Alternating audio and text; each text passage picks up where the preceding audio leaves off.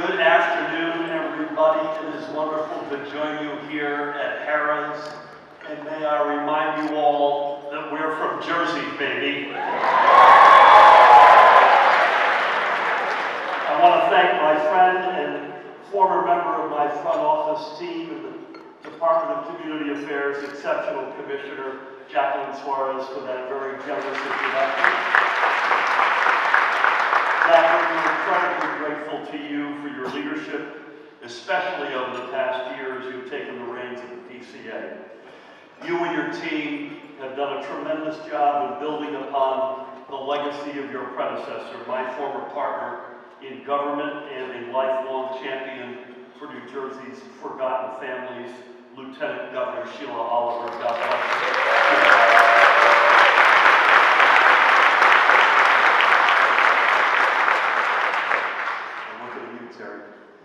So to the entire team at the DCA, along with all the leaders here today who have worked within our administration to create a stronger, fairer, and more inclusive and more equitable New Jersey, thank you for your commitment to our state's future. In particular, I want to acknowledge the Executive Director of the New Jersey Housing and Mortgage Finance Agency, Melanie Walter. Melanie, thank you. The President and CEO of the New Jersey Redevelopment Authority, Leslie Anderson. Leslie, thank you. And the CEO of the New Jersey Economic Development Authority, Tim Sullivan.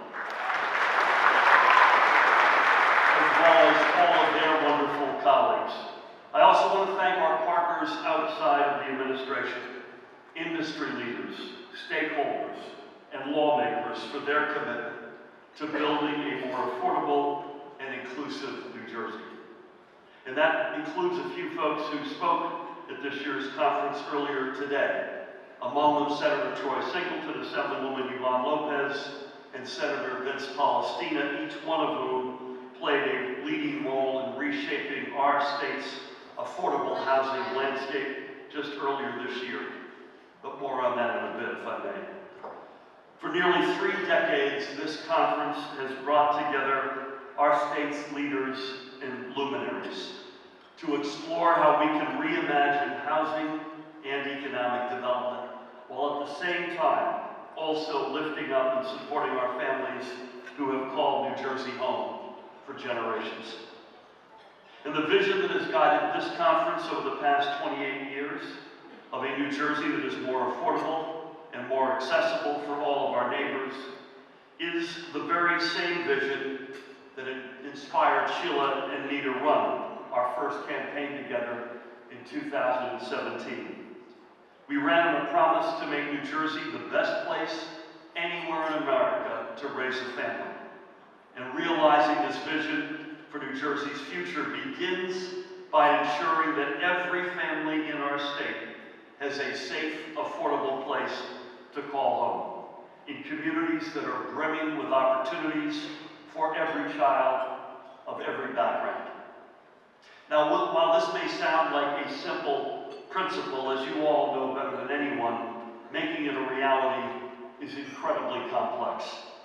For decades, our state's leaders have wrangled with the seemingly intractable challenge of lowering or frankly even stabilizing the cost of housing.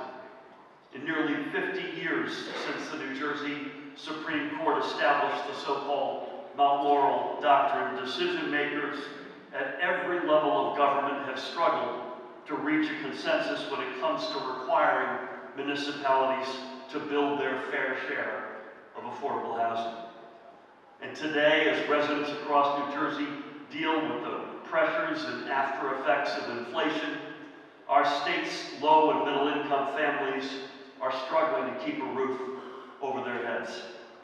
Like states all across the country, here in New Jersey we've seen the cost of housing skyrocket, while at the same time our supply of affordable housing units has failed to keep pace with demand.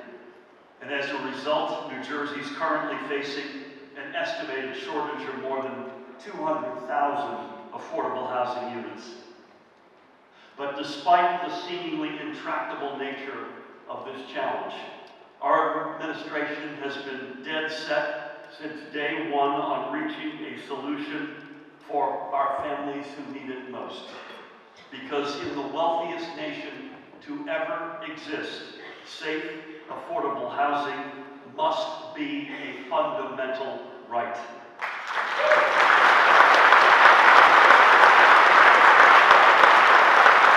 We cannot and must not settle for a status quo that allows hardworking New Jerseyans to be priced out of their communities or forced to move out of state to find an affordable home. That is exactly why earlier this year I had the honor of signing the most transformative piece of affordable housing legislation that our state has seen in generations.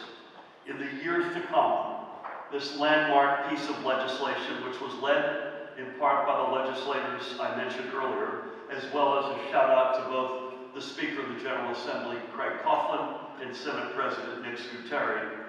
This will vastly streamline the process for advancing affordable housing development across New Jersey. In other words, after decades of disputes, the law has created a framework that will finally enable our towns to begin building new, affordable homes where they are needed most without unnecessary delays. And just as importantly, this law is proof that when our leaders come together, we can break through the noise of our politics to tackle big problems and make progress on behalf of our most vulnerable neighbors. So with this law now on the books, I want to thank everyone, again with the DCA, who has already and will continue to pour countless hours into converting the text of this legislation into action.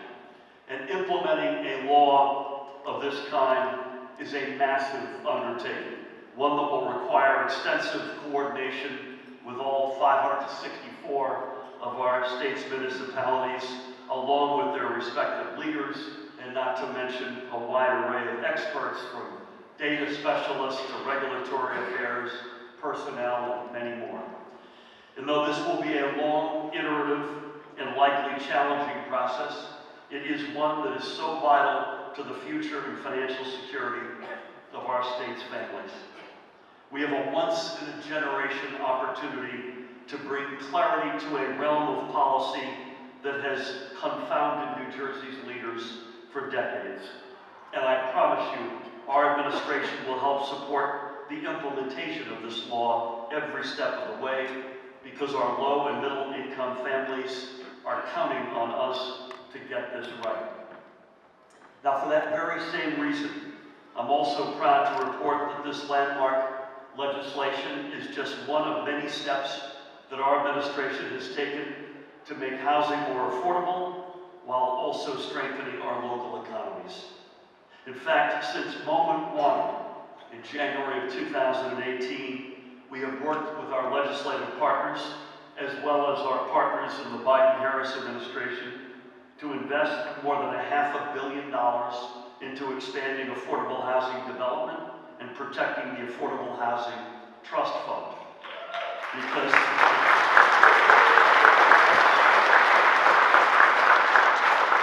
while some of those who came before me may have been content with raiding the Affordable Housing Trust Fund, we have ended that practice once and for all.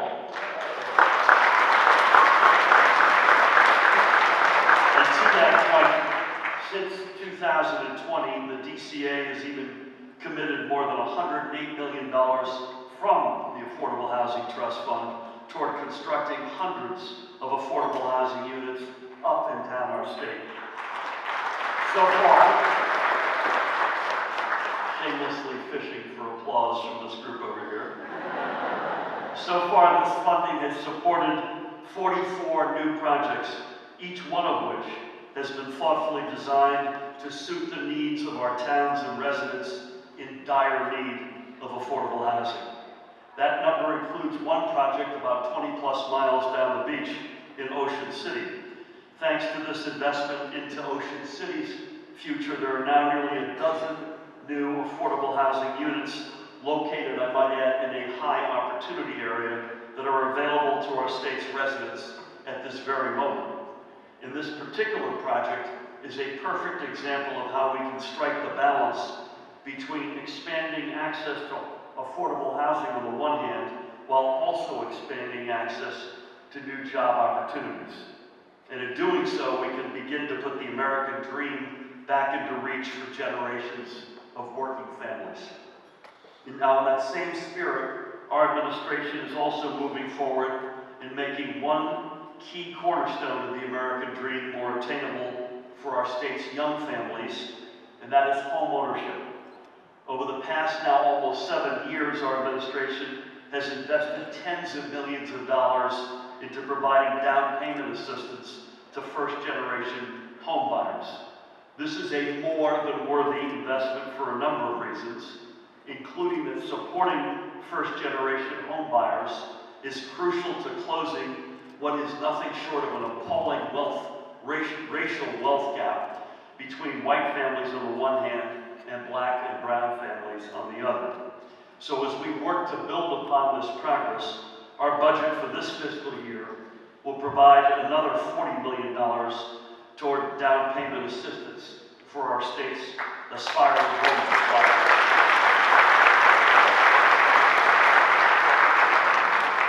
If I may, while I'm on the budget, I'd love to make reference to a couple of more investments in the budget that will make housing more accessible and more affordable for more New Jerseyans.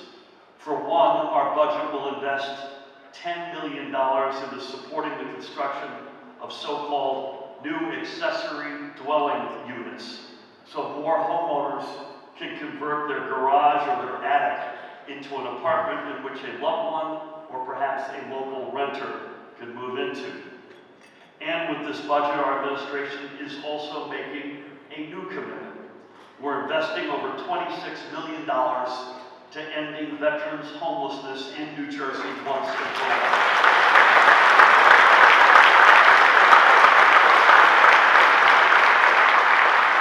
Again, I want to thank the team at the DCA for leading the charge in this effort, as they have launched a new program dedicated to achieving this goal. It's called Bringing Veterans Home, and it will be led through a partnership between the DCA's Office of Homelessness Prevention on the one hand and the Department of Military and Veteran Affairs on the other. We owe our nation's veterans a debt of gratitude that we can never fully repay. And with this new program, we can, at the very least, ensure that every New Jerseyan who has served has a place to safely rest their head at night.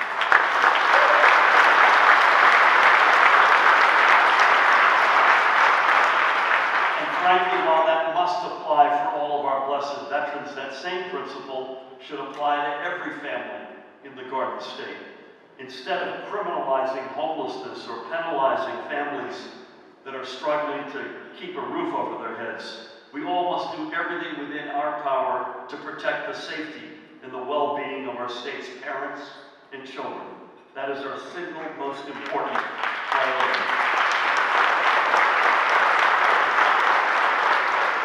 But sadly, safety remains elusive for the thousands of our state's kids who, according to the New Jersey Department of Health, have elevated levels of lead in their systems. Fortunately, that number is much lower than it was just a few years ago, thanks to the millions of dollars our administration has invested again into the DCA's lead remediation and abatement grant program. But as long as any child is being exposed to lead, particularly through pipes and paint chips in their homes, we have more work to do.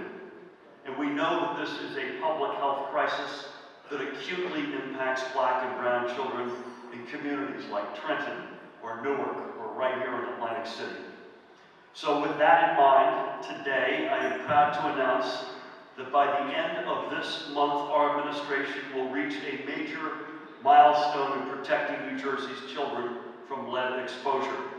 Over the next few weeks, our administration will make our final investment into a $180 million commitment funded by the American Rescue Plan to safely address lead paint in homes all across New Jersey.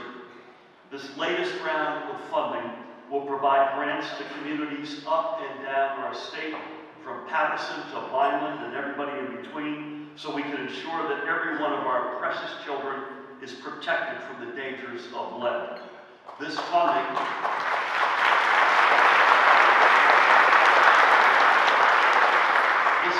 has the potential to directly benefit literally thousands of households throughout New Jersey, so stay tuned for that announcement. And it is a perfect example of how safe, affordable housing is at the heart of our administration's vision for making New Jersey the best place anywhere in America to raise a family. From day one, we have envisioned a New Jersey that is healthier, more affordable, and more equitable for every family. And with the support of everyone here today, we have made monumental progress, especially when it comes to supporting the communities that have historically been overlooked and ignored by our nation's leaders. Together, we have prioritized the needs of our workers and local entrepreneurs instead of catering only to the demands of big businesses. Together, we have prioritized the health and well-being of all of our children instead of jeopardizing their ability to live up to their God-given potential.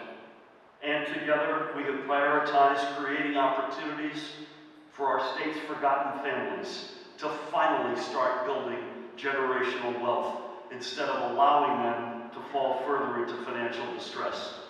And as always, this is a team effort.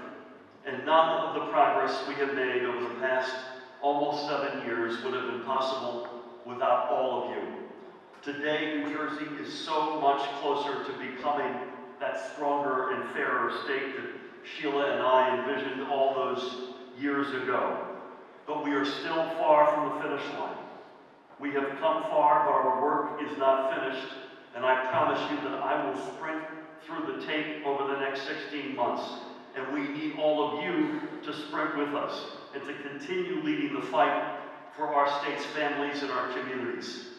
Because to borrow a phrase from Sheila, government can change people's lives, but sometimes not unless it is pushed.